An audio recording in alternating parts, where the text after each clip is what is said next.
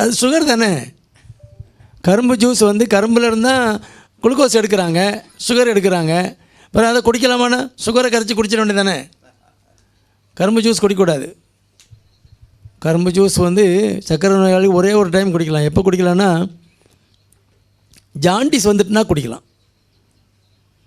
எவ்வளோ குடிக்கிறோமோ, ஜாண்டிஸில் வந்து குளுக்கோஸ் உடம்பு கல்லீரலுக்கு தேவை. அப்போ நீங்கள் குளுக்கோஸ் கொடுக்கலாம் அல்லது கரும்பு சாறு கொடுக்கலாம். கொடுத்துட்டு அதை நியூட்ரலைஸ் பண்ணுறதுக்கு என்ன கொடுக்கணும்? இன்சுலின் கொடுக்கணும். இன்சுலினும் கொடுக்கணும், குளுக்கோஸும் கொடுக்கணும். நாங்கள் குளுக்கோஸ் தான் 5% டெக்ஸ்ட்ரோஸ் தான் போட்டு ஏற்றுவோம். ஆனால் அதுக்குள்ளேயே இன்சுலின் போட்டிருப்போம். ஒரு பாட்டிலுக்குள்ளே எவ்வளோ போடணும்னு கனெக்ட் பண்ணி அதில் இன்சுலின் போட்டுருவோம், அதை நியூட்ரலைஸ் பண்ணுறது.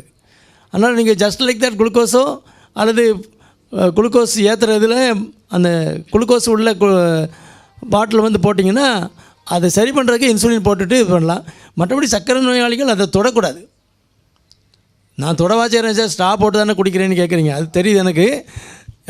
அது எந்த வகையிலுமே சர்க்கரை நோயாளிகளுக்கு கரும்பு சாறு நல்லதல்ல. ஏன்னா ஷூட்டப் ஆகும். குளுக்கோஸ் தானே, டைரக்ட் குளுக்கோஸ் தான் நீங்கள் உள்ளே கொடுக்குறீங்க. அதனால் அது சாப்பிடக்கூடாது.